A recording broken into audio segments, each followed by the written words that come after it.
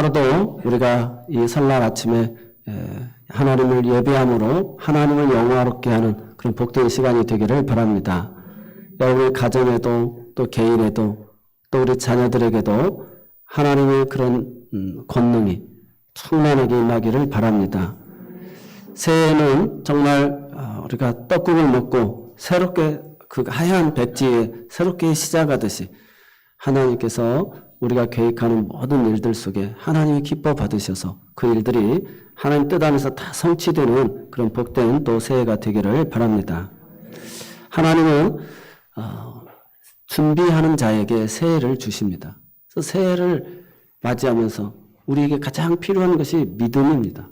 그래서 믿음을 가지고 계획도 세우고 믿음을 가지고 바라보기도 하고, 그래서 성경에서 예수님이 가장 책망하는 것이 성전을 더럽힌 것도 있고 우리의 믿음이 작은 것에 대해서 책망하시는 것을 보게 되어집니다. 그래서 하나님은 우리의 믿음을 그러면 어떻게 성장시키기를 원하시느냐? 두 가지 방법을 통해서 우리가 믿음의 사람으로 변화되어지기를 원하고 성장하기를 원한다는 거예요. 첫 번째는 내가 힘을 다해서 최선을 다했는데 자신의 한계를 느끼고 더 이상 할 수 없을 그때에 하나님께서 일하여 주신다는 거예요. 그래서 그 믿음의 눈으로 바라보게 되는 거예요. 이제 주님이 일하셔야 됩니다. 주님 도와주세요. 그래서 우리가 주님이 행하시는 그 놀라운 일들을 믿게 되어주는 것이죠. 그것이 가나 혼인잔치의 그런 표적입니다.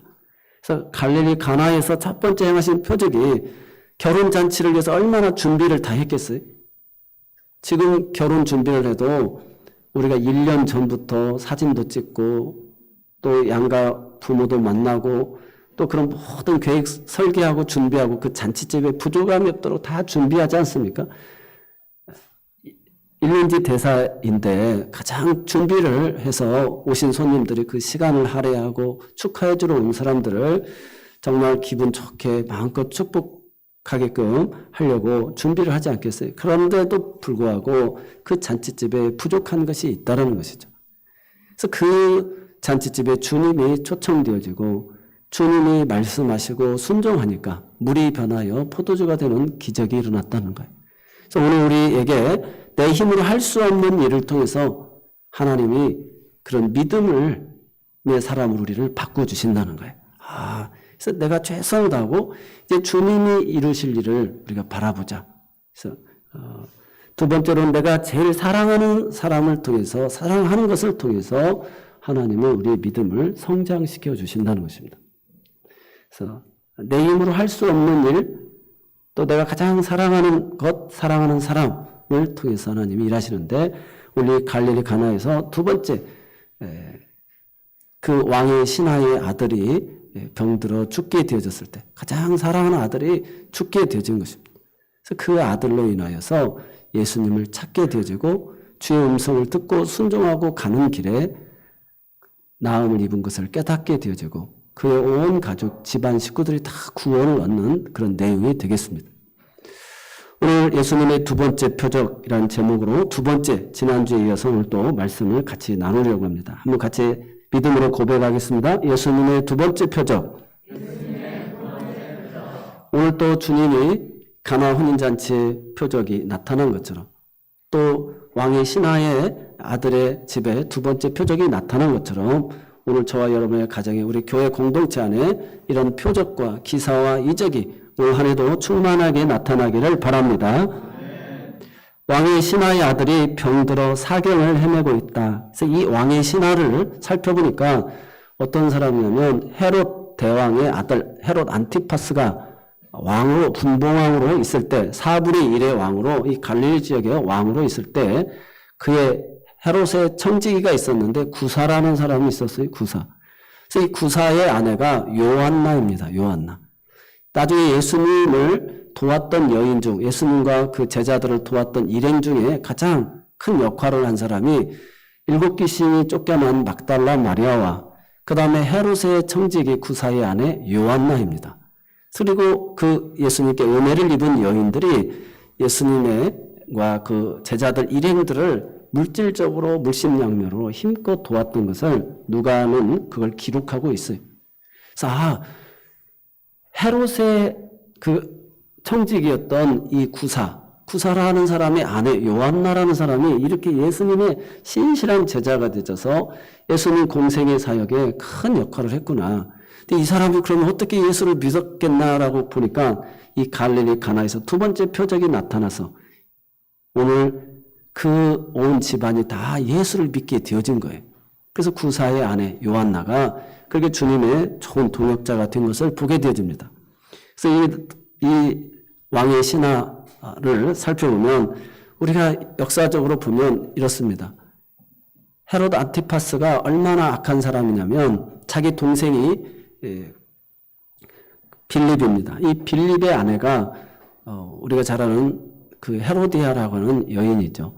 근데 동생의 그 아내를 갖다가 자기가 빼앗아 버립니다. 그래서 그런 아주 불의한 왕을 곁에서 섬기는 그 곡간직이 청직이에요. 그래서 그 헤롯의 청직이었던 사람이 구사였거든요. 그래서 어떻게 보면 자기 직책을 유지하기 위해서 그 악한 것을 보면서도 옆에서 그 못 본 척하면서 불의를 못 본 척하고 생활하는 사람이 바로 이 구사라는 사람이었다는 거예요. 근데 이 사람이 어떻게 이렇게 믿음의 사람으로 바뀌게 됐느냐? 그것은 가장 사랑하는 아들이 거의 죽게 되어졌다는 것입니다. 그래서 이 사람이 권력도 있죠, 돈도 있죠. 그러니까 의사란 의사 할 수 있는 방법을 다 찾아봤을 거 아니에요. 그런데 속수무책으로 이 아들이 사경을 헤매고 곧 죽어가게 생긴 거예요. 이 갈릴리 가나에는 첫 번째 혼인잔치 집에서 이 기적이 일어나는 것이 이미 소문이 퍼졌다라는 거예요. 그래서 예수님이 유다에서 이 갈릴리로 오셨다는 소식을 듣게 되어진 것입니다.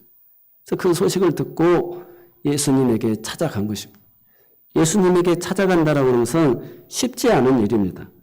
우리가 생각할 때 이 갈릴리 가나는 아주 가난한 동네입니다. 우리가 빌립이 나다나엘을 갖다가 메시아가 왔다라고 할 때 아니 그 갈릴리 예수님 갈릴리 나사렛 동에서 자라는 사람이잖아요. 그러니까 나사렛에서 무슨 선한 것이 나겠느냐. 그 정도로 조롱하고 비하하고 비난했던 이 갈릴리 그 가난한 그 어부촌 동네들 이곳에서 무슨 선한 것이 나겠느냐. 그래서 별 볼 일 없다라는 거예요. 그리고 이 구사 역시도 그 갈릴리를 관할하고 있었기 때문에 예수님과 함께 다니는 사람들, 제자들 다 그 무리예요. 사람이 누구와 함께 다니고 그 곁에 누가 있느냐를 보면 그 수준이 나오잖아요. 그러니까 어떻게 보면 이 헤롯의 청직이었던 이 구사가 볼 때는 정말 가난한 동네, 또 별 볼 일 없는 어부들, 이런 사람들의 핵심 지배층에 있는 그로서는 더 문제가 되는 것은 예수님이 사람들을 막 선동하고 다니는 것 같고 그의 제자들 중에는 셀롯이라고 하는 시몬이 있어요. 셀롯 당원들은 오직 선민의식을 강하게 가져서 여호와 하나님만이 그들을 통치한다고 해서 무력으로 로마 군대를 몰아내려고 믿었던 사람들이. 그래서 적극적으로 그 운동에 동참하여 활동했던 사람들이 셀롯 당원들이거든요. 근데 예수님의 제자 중에는 셀롯 당원인 시몬이 있었어요. 가나안인 시몬인데요. 그리고 우리가 잘 아는 또 가룟 유다도 있었던 것을 보게 되잖아요. 그 급진적 혁명가들이 쿠데타 세력과 함께 선동하면서 무슨 일을 할지 몰라요. 만약에 그런 핵심 지배층에 있는 사람이 그 사람에게 가까이 하고 찾아가고 그러면 정치적 적수들한테 빌미가 제공되어지는 것입니다. 그래서 이 왕의 신하에게 있어서는 정말 예수님을 찾아간다는 것이 쉬운 일이 아니었다는 것입니다.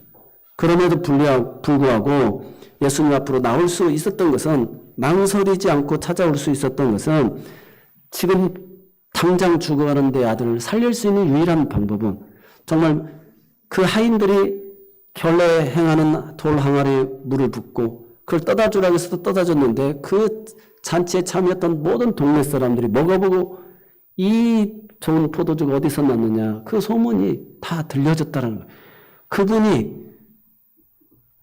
그분에게 찾아가면 그분은 능히 말씀 한마디로 이 물이 포도주가 되는 것처럼 그 일을 능히 행할 수 있을 거라고 하는 그런 마지막 신락 같은 희망을 가지고 그 간절함 속에서 오로지 사랑하는 아들을 살리겠다라고는 일념으로 그런 어떤 정치적 피해나 또 그런 사람들의 눈이나 이런 것들을 다 피하여서 찾아가게 된 것입니다. 자이든 타이든 무조건 예수님 앞으로 나가야 내 아들에게 마지막 희망이 있다라고 하는 그 마음.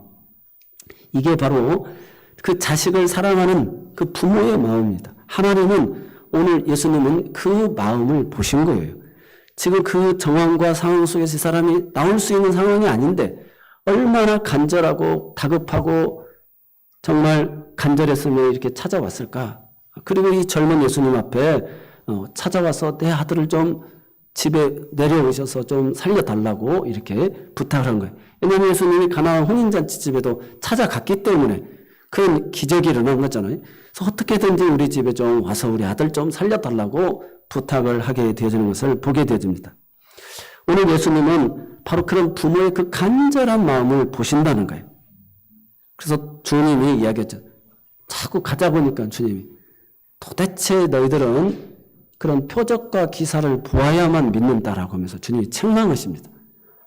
그러지 마시고 내려오시라고 그렇게 책망하는데도 오로지 이 사람은 좀 내 아들을 좀 불쌍히 여겨달라고 부탁을 하는 거예요. 그래서 예수님이 가라 내 아들이 살아있다 하니까 이 사람이 좀 어떻게 보면 지금 예수님을 생각 않고 오로지 내 아들을 살려야 되겠다는 그런 일념에서 예수님을 끌고 내려가야 될 텐데 그 말을 믿고 내려갔다는 거예요.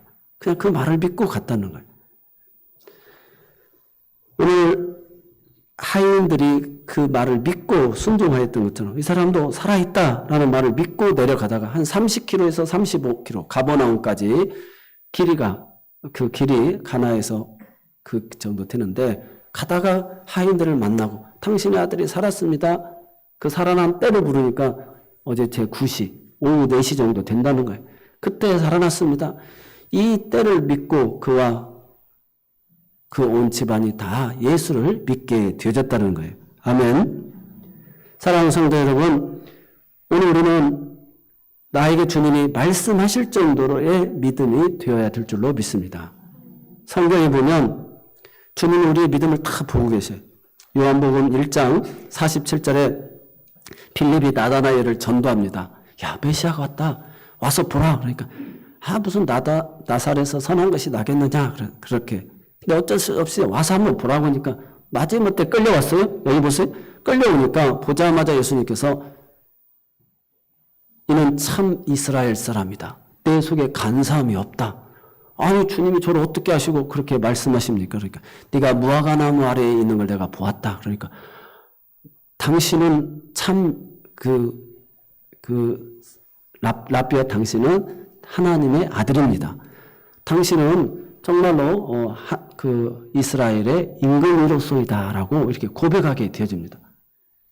자기를 알아보죠. 야, 내가 너 무화과나무 아래에 있다고 맞춘 거 이것 보고 네가 지금 이렇게 열광하냐? 앞으로는 하늘문이 열리고 천사가 오르락 내리락 하면서 그 주의 영광이 나타나는 것을 네가 보리라. 그러니까 우리가 변화산상에서 예수님이 하늘문 열리고 엘리야가 내려오고 모세가 내려오고 예수님이 호련히 변화되어진 그 모습, 그러면서 다 온데간데 없고 천사를 통하여서 주님이 말씀하시기를 너희는 저의 말을 들으라 하면서 내려가게 되어졌던 것을 보게 되죠.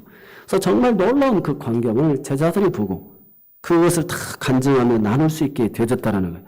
오늘 주님이 보실 만한 그 믿음, 야, 내가 너를 무화과나무 아래 있을 때 보았다. 너는 그 속에 간사함이 없다. 주님이 우리를 다 보고 계신다는 거예요. 성경에 보면 다 그런 내용들입니다. 주님은 우리가 사도행전에도 보면 10장 4절에 고넬료가 기도를 하잖아요. 그때 하나님의 천사가 고넬료에게 하는 말. 고넬료가 주먹을 보고 두려워 이르되 주여 무슨 일이니까? 천사가 이르되 내 기도와 구제가 하나님 앞에 상달되어 기억하신 바가 되어졌다. 그러니까 하나님이 다 보고 계셨다는 거예요. 너의 기도하는 거, 너가 하나님 앞 주의 이름을 구제하는 걸 다 하나님 기억하고 보고 천사가 금대접에 담아 상달하니까 하나님 다 보셨다는 거예요. 그래서 오늘 우리 모두에게도 하나님이 주님이 보실 때에 정말 그 모습을 보고 그 간절함이 이렇게 통하게 되어져서 바로 응답해주는 그런 은혜가 있어야 될 줄로 믿습니다.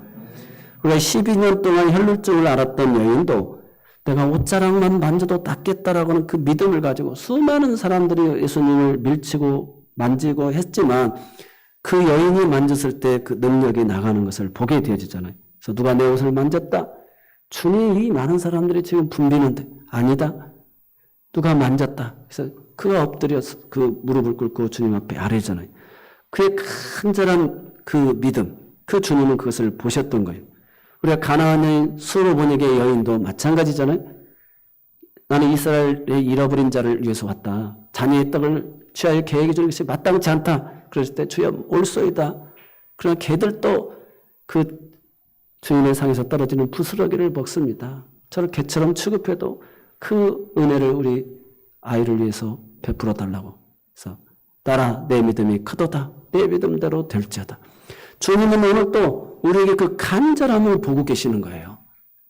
여러분이 세상에서 다 방법을 찾고 친구를 찾고 다 가족을 찾을 수 있겠지요. 그럼 오늘 예배의 자리로 나오는 것은 오늘 내가 최선을 다했고 그 다음 내가 할 수 없는 부분이 있다는 걸 아는 겸손한 자들이 주의 은혜를 구하는 거예요. 부모가 자녀를 다 책임질 수 없잖아요. 군대도 가야 되고 직장도 가야 되고 내가 다 먹이고 입히고 돌볼 수가 없는 거예요. 그래서 하나님 앞에 돌봐달라고 맡기는 것입니다. 사업도 마찬가지죠. 내가만 잘해서 되는 게 아니라 세계 경제가 다 이렇게 얽히고 설켜 있지 않습니까? 그래서 최선을 다하고 하나님 앞에 겸허하게 겸손하게 하나님의 은혜를 베풀어 달라고. 그래서 하나님을 찾는 거예요. 오늘 우리 인생의 희노애락이 있는 것을 통하여서 우리가 하나님을 찾는 것이죠. 그래서 하나님의 그 위로를 우리가 깨닫게 되죠. 그 슬픈 자들에게 위로해주는 그런 주의 은혜를 경험하게 되어주는 것입니다. 오늘 사랑하는 자를 향한 이 간절함이 주님이 보셨다라는 거예요. 오늘 주님이 보시기에 합당한 그런 믿음이 우리에게 있기를 바랍니다. 또 우리가 믿음하면 백부장의 믿음, 가버나움의 백부장의 믿음. 내 하인이 중풍병에 걸려 죽게 되었습니다. 오셔서 좀 고쳐달라고. 내 하인을 좀 고쳐달라고. 또 너무 몹시 괴로워합니다. 그 고통을 느끼는, 아니 하인의 그 고통을 자기 아픔처럼 느끼면서 몹시 괴로워합니다. 좀 고쳐달라고 하는 그 백부장이 어떻게 보면 그냥 그 보급품처럼 생각해 볼 수도 있는 하인인데도 저렇게 사랑하는 마음을 주님이 보신 거예요. 그래서 가자. 여기서는 꼭 가야 되겠느냐 그랬는데 주님이 친히 가신다는 거예요. 여기서는. 그러니까 주여 내 집에 오시는 것을 내가 감당치 못하겠습니다. 나도 누구 수하에 있는 사람인데 말하면 듣고 따르고 하는데 주님 말씀만 해 주옵소서. 그대로 이루어질 줄로 믿습니다. 그러니까 주님이 내가 이스라엘 중에 아무도 이만한 믿음을 만나보지 못했다라고 주님이 말씀하시는 줄로 믿습니다. 사랑하는 성도 여러분, 오늘 주님은 우리에게 이 믿음을 찾고 계십니다. 그래서 우리가 누가복음 17장 6절에도 보면 너희가 겨자씨 하나일 만한 믿음만 있어도 이 뽕나무를 뽑아서 저 바다에 던져져라 해도 되어진다는 거예요. 겨자씨 할 만한 믿음이 없는 거예요. 너에게 이 믿음이 있었더라면 되어진다는 것입니다.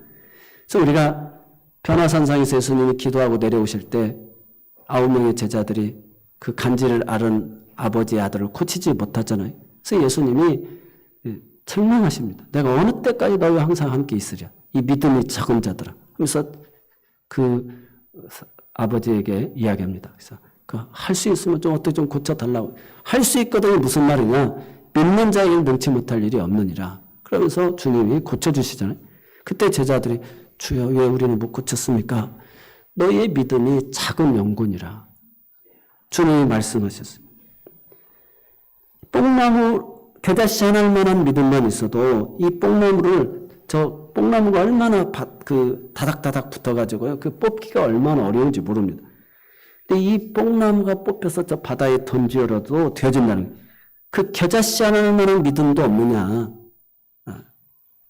내가 할 수 없는 일이 있는데 이제 주님이 도우시옵소서. 내 사랑하는 아들, 내 자녀들을 하나님 도와주시고 불쌍히 여겨달라고 그런 간절한 마음이 우리에게 있어야 된다는 것입니다. 사무엘상 1장 10절에 보면 한나가 분인나로 인하여서 얼마나 괴로움을 당하고 하나님 앞에 간절하게 기도를 하는 거예요. 태음이 무려 18년 동안 열리지 않은 여인이에요. 그런데 하나님 그의 기도를 들어주십니다.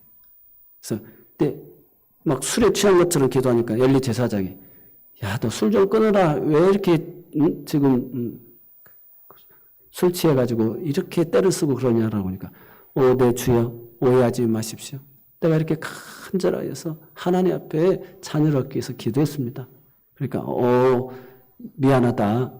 하나님께서 너의 기도를 들어주셨다. 평안히 가거라. 이렇게 이야기합니다. 그러니까 한나가 사무엘상 1장 17절 18절입니다. 한번 같이 읽어볼까요? 엘리가 대답하여 이르되 평안히 가라. 이스라엘의 하나님이 내가 기도하여 구한 것을 허락하시기를 원하노라 하니 이르되 당신의 여종이 당신께 은혜 있기를 원하나이다 하고 가서 먹고 얼굴에 다시는 근심빛이 없더라. 아멘. 사랑하는 성도 여러분, 엘리 제사장 가장 어두웠던 죄 종인데도 그 오해를 풀고 축복을 해줄 때 당신의 그 말대로 이루어지기를 원하고 그 은혜를 잊기를 원한다라고 할 때 정말 그걸 믿었다는, 그래서 가서 얼굴에 근심빛이 없었다는 거예요. 믿어버렸다는 거예요. 아멘. 오늘 우리에게 이 믿음이 있기를 바랍니다. 하나님 앞에서 주님이 다 우리의 믿음을 보고 계시는 거예요. 정말 간절한 거. 하나님 주시면 하나님께 드리겠습니다. 하는 그 한나의 마음. 어떤 남편의 사랑으로도 채워줄 수 없는 그 부분을 하나님이 해결해 주셨다는 것입니다. 오늘 본문을 통해서 우리에게 주시는 메시지입니다. 예수님은 누구이시기에 이렇게 말 한마디만 하면 그 말을 믿고 행하면 그 사람이 그 간절함을 다 보시기도 하시고 그냥 말 한마디에 이런 놀라운 문제가 해결되는 죽어가는 자가 살아나는 물이 변화의 포도주가 되는, 그래서 그 잔치의 흥을 깨뜨리지 않는, 어찌 보면 그냥 행사로 그냥 끝나버릴 수도 있는데 어떤 집들은 결혼식도 그냥 가족들끼리 그냥 보내버리는 사람도 있고 그러는데 주님은 그 행사에 그 잔치를 깨뜨리지 않으시려고 이런 기적을 행하시는 거예요. 그래서 예수님은 누구시냐? 바로 예수님은 하나님이시라는 거예요. 오늘 나다니엘은 당신은 이스라엘의 임금이로소이다. 하나님의 아들이로소이다 라고 했는데 나중에 도마는 당신은 하나님이십니다. 나의 주 나의 하나님이십니다. 그래서 예수님은 하나님이셔요. 그래서 요한복음의 중심이 예수님은 하나님이시라는 걸 이야기하고 있어요. 그래서 성부 하나님께서 태초의 말씀으로 천지를 창조하시고 당신의 이름이 무엇이냐라고 모세가 물어본다면 내가 어떻게 할까요? 나는 스스로 있는 자라고 이야기하신 하나님.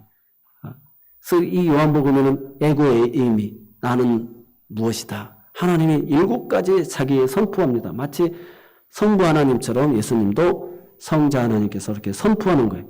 그래서 요한복음 1장 1절에도 말씀이 육신이 되어 우리 가운데 거하심에 우리가 그 영광을 보니 아버지의 독생자의 영광이요 은혜와 진리가 충만하더라는 거예요. 그래서 나는 생명의 떡이다. 주님이 말씀하시는 거예요. 나는 세상의 빛이다. 나는 선한 목자다. 나는 양의 문이다. 나는 참 포도나무다. 나는 길이요 진리요 생명이다. 나로 말미암지 않고는 아버지께 올 자가 아무도 없다는 거예요. 그러면서 마지막 나는 부활이요 생명이니 나를 믿는 자는 죽어도 살겠고 무릇 살아서 나를 믿는 자는 영원히 죽지 아니하리라. 자기 선포입니다. 하나님이 자기를 계시해 주신 거예요. 그래서 예수님은 하나님이시라는 거예요. 여러분, 예수님은 선한 목자가 되어 선한 목자는 양들을 위하여 자기 목숨을 버리는 거예요. 싹구는 자기 살겠다고 양을 팔아버리지만 선한 목자이시죠. 오늘 하나님은 저와 여러분을 책임져 주시는 분이신 줄로 믿습니다. 양은 목자의 음성을 듣고 그 문을 향하여 들어가는 거예요. 내게 오는 자를 결코 줄이지 않게끔 하시고 생명의 떡으로 먹이시는 분이셔요. 한 사람도 잃어버리지 않는다는 것입니다. 너희는 나를 누구라고 그러냐? 마태복음 16장 16절에 주는 그리스도시요 살아계신 하나님의 아들이십니다. 바요나 시몬아 내가 복이 있도다. 이를 내게 알게 하는 혈육도 아니고 너의 의지도 아니고 하늘 아버지께서 가르쳐줬다. 이 고백에 내 교회를 세우겠다라고 그랬어요. 주는 그리스도는 메시아, 기름 부음을 받은 자인데 그분은 우리가 지난 지지난 시간에 이야기했습니다. 그리스도는 왕과 선지자 또 제사장에게만 기름을 부어주신다는 거예요. 예수님은 우리를 하나님께로 나아가는데 제사장이 되어주십니다. 우리의 죄를 다 정결케 하시고 하나님을 예배할 수 있도록 우리를 다 흠이 없게 해주시는 분이심을 믿으시기 바랍니다. 예수님 우리의 대제사장이 되어주시는 거예요. 할렐루야. 그분은 우리의 왕이 되어주셔서 우리를 통치하시고 다스려주시고 그래서 악이 우리를 침범하지 못하도록 어떤 유혹도 우리를 이겨내지 못하도록 우리의 가정을 사랑의 보금자리로 하나님 지켜주시는 걸로 믿습니다. 주님은 우리에게 말씀하시는 분이시 선지자이시 하나님이 행하실 일을 주의 종들에게 말씀하지 아니하고 행하는 일이 없어요. 이미 다 하나님이 예고하시고 행하시는 분이셔요. 할렐루야. 우리를 말씀으로 인도하시는 참된 선지자이심을 믿으시기 바랍니다. 그래서 나의 왕, 나의 예배자, 나에게 말씀하시는 분이시고 말씀을 성취하신 분이시라는 거예요. 그래서 이 말씀을 잊지 마시기를 바랍니다. 오늘도 말씀을 믿고 가니 이런 놀라운 능력이 나타난 줄로 믿습니다. 우리가 예수님을 그런 하나님, 성자 하나님으로 믿어야 될 줄로 믿습니다. 그래서 나를 본 자는 아버지를 보았고 내가 행하는 일을 보면 아버지가 행하는 것을 보게 되어진다는 거예요. 나는 아버지의 뜻을 행하러 왔다는 것입니다. 그래서 내가 행한 것처럼 나도 아버지께서 나를 보는 것처럼 나도 너희를 보낸다. 내가 행한 일처럼 더 많은 일도 행하게 되리라고 주님이 말씀하셨어요. 이건 너희가 내 이름으로 무엇이든지 기도하면 내가 시행하리라고 말씀한 줄 믿으시기 바랍니다. 이 예수의 이름을 가지고 믿음을 가지고 새해도 그런 정말 내가 반드시 행하는 일이에 정말 하나님께서 더 크게 역사하시는 가나 혼인잔치의 기적이 우리의 희노애락 인생의 삶 속에 일어나기를 바랍니다. 또 우리 왕의 신하와 같이 내 사랑하는 아들, 자녀가 될 수도 있어요. 돈이 될 수도 있고 자신의 몸이 될 수도 있고 명예도 있고 권력이 될 수도 있습니다. 가장 사랑하는 것, 정말 그걸 통해서 주님은 우리의 믿음을 키워내시는 줄 믿습니다. 이것을 우리는 고난입니다. 어떻게 보면 이 왕의 신하가 병들어 죽게 된 건 고난입니다. 그런데 목회자가 기도할 때 성도들에게 올 한 해도 새해 축복 기도를 우리 권사님 출입을 지켜주시고 기도하는 것마다 다 응답되게 하시고 자녀들이 모든 사고와 위험으로부터 벗어나게 하시고 흠이 없게 해달라고 미워하는 자가 있으면 하나님께서 갚아주시고 그렇게 다 평안하게만 위해서 목회자가 기도합니다. 여러분도 새해 덕담 다 좋은 말만 하잖아요. 사랑하는 자녀들에서 다 복되게 해달라고만 기도해요. 그런데 그렇게 하게 되어지면 사람에게 함정입니다. 믿음이 자라나지를 않는다는 것입니다. 사람에게 간절함이 없어요. 예배의 감격이 사라집니다. 사모함이 없어요. 감사가 없어요. 그래서 하나님은 우리에게 그런 고난을 허락해 주신다는 거예요. 그래서 정말 이 헤롯의 청지기 구사가 도저히 예수를 믿을 수 없고 주님 앞에 나아갈 수 없는 그런 상황과 정황이었는데도 불구하고 오늘 이 고난으로 인하여서 사랑하는 아들로 인하여서 주님 앞에 나아가게 된 것입니다. 우리가 아산에 있는 그 이어령 교수님도 정말 그 사랑하는 딸 때문에 예수님 앞에 돌아오게 되어진 것이잖아요. 오늘 저와 여러분이 예수를 믿게 되어진 거 돌이켜보세요. 내가 이렇게 믿게 되어진 거 그런 고난이 있었고 가정사의 어려움이 있었고 그 속에서 주님이 나를 만나주시고 불러주신 줄로 믿습니다. 이것은 주님이 우리에게 무엇을 이야기하느냐? 교회 공동체 안에는 특권이 있을 수가 없다라는 거예요. 특권층이 있을 수 없다라는 것입니다. 야, 저 갈릴리 촌 사람들하고 내가 같이 놀아야 되냐? 내가 어떤 오해를 받으려고 내가 이 정치판에서 내가 살아남아야 되는데 이런 생각할 수도 있지만 그런 모든 특권을 다 내려놓고 주님 앞에 나온 거예요. 우리가 교회 공동체를 섬기다 보니까 교회 처음에는 좀 돈도 있고 또 사회적 덕망도 있고 은사도 많은 사람이 교회 오면 참 좋겠다. 우리 교회 이런 분이 다니고 계신다. 그럼 힘이 나는 것 같았는데 그런 사람이 올수록 교회 공동체가 깨집니다. 자기 생각, 자기를 주장하는 사람, 자기 은사를 살리려고 하는 사람들은 교회를 방해합니다. 그래서 교회는 다 주님이 버리고 우리는 그 몸의 지체들이 다 없어서는 안 될 소중한 사람들이 죄인이고 그리스도의 보혈의 피로 죄사함 받고 구원받아야 할 사람들입니다. 특권의식을 다 내려놓아야 돼요. 대우받으려고 하면 안 된다는 것입니다. 교회는 다 생명의 떡, 포도주와 잔을 똑같이 먹고 마시는 거예요. 한 하나님, 한 성령, 한 세례를 받고 우리가 주를 경외하고 섬긴다는 거예요. 자신이 특별하다고 생각하는 사람은 예수를 믿을 수가 없어요. 그 사람은 성령의 충만함을 받을 수 없어요. 자신이 죄인이라는 사실을 알 때 그리스도의 구속의 십자가의 사랑이 너무 큰 거예요. 그 하나님의 사랑을 깨달을수록 더 헌신하고 더 충성하고 더 나를 통해서 주님의 영광 받으신 것을 기뻐하는 줄로 믿습니다. 가슴이 뜨거워지는 거, 성령의 불길을 받는 거, 이런 특별의식을 벗어나야 된다는 것입니다. 우리가 시험에 드는 거, 교회 봉사하고 헌금 많이 하고 충성하다가 시험에 드는 경우 내가 이 정도 했는데 라고 하는 자신의 특권의식이 생기기 때문에 그렇습니다. 예수님은 아직 이적과 기적이 한 번밖에 가나에서 일어나지 않았습니다. 명성이 아직 세상에 널리 알려지지도 않았습니다. 그런데도 어떻게 보면 신락 같은 그 사건 하나, 그것도 소문만 들었던 내용인데 이 신하가 그렇게 주님 앞에 나아가서 엎드려질 수 있었던 것, 그것은 사랑하는 아들이 있었기 때문에 그렇다는 것입니다. 오늘날 이 세대를 본받지 말라고 사랑하는 사람이 없는 거예요. 희생할 대상이 없는 거예요. 그렇기 때문에 주님 앞에 나와 간절하게 기도하지 않습니다. 하나님의 보좌를 움직일 만한 그런 믿음을 보이지 않는다는 거예요. 오늘 한 해 동안도 내 아들에게, 내 자녀들에게, 또 우리 가정사에 정말 하나님의 보좌를 움직일 만한 그런 믿음을 보이시기를 바랍니다. 무릎을 꿇고 기도해야 돼. 그것뿐만 아니라 영혼까지 구원 얻게 되고 주님의 큰 동역자 제자 요한나가 그의 아내를 통해서 이루어지게 되었잖아요. 여러분, 그래서 우리가 전도자는 어떤 게 전도자냐? 고난이 전도자인 줄로 믿습니다. 제가 대전에 한마음교회 있을 때 그 권사님 남편이 얼마나 택시 운전하신 분인데 얼마나 택시 운전하시는 분들이 지식이 많잖아요. 온갖 정치 이야기는 다 들고 판단하고 그래요. 고집이 세고 그래가지고 저놈의 노인네 다리라도 분질러져서 그냥 겸손해져가지고 교회 좀 나왔으면 좋겠다.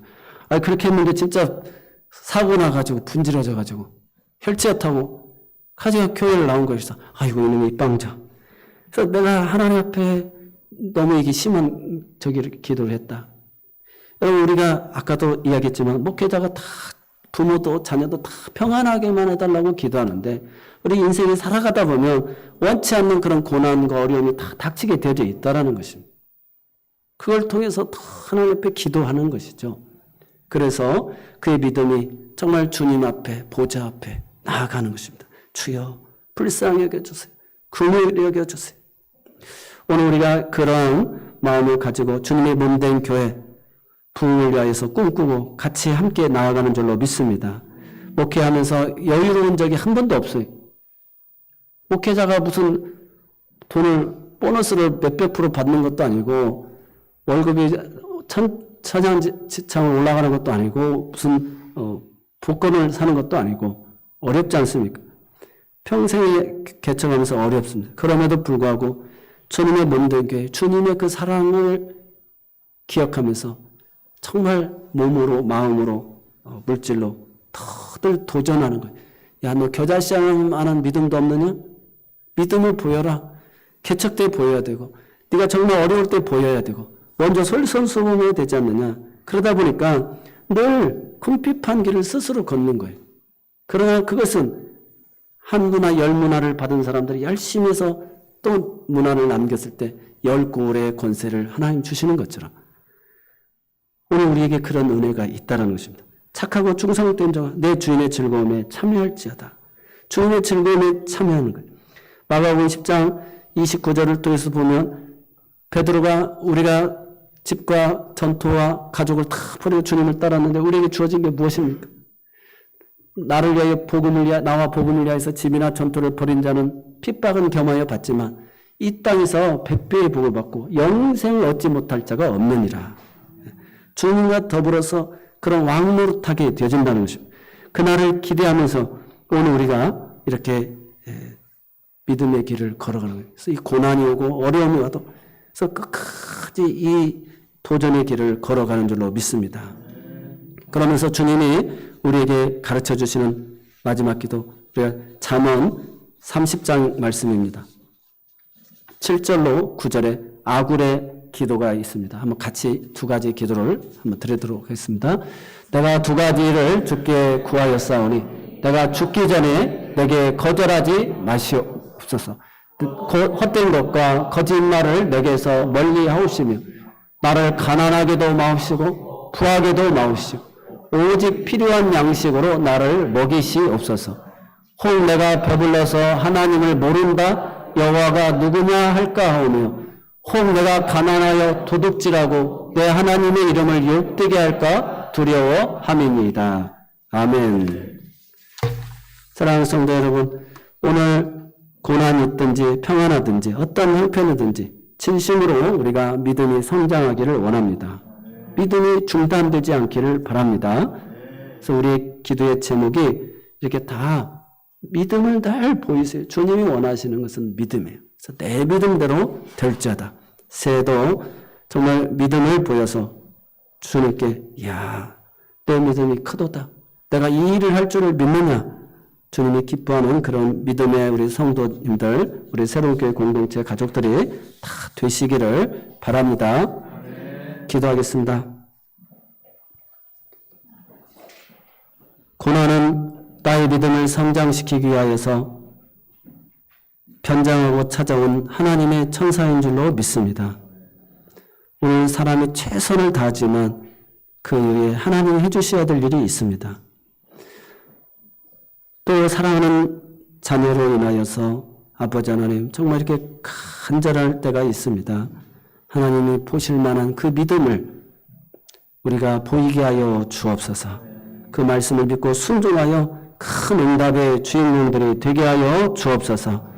새 아버지 시작하여서 우리 새로운 교회 공동체가 많은 결단하고 시작하였습니다. 흔들리지 않게 하여 주시고 더 하나님의 보좌를 움직일 큰 믿음의 역사가 있게 하여 주옵소서. 예수님의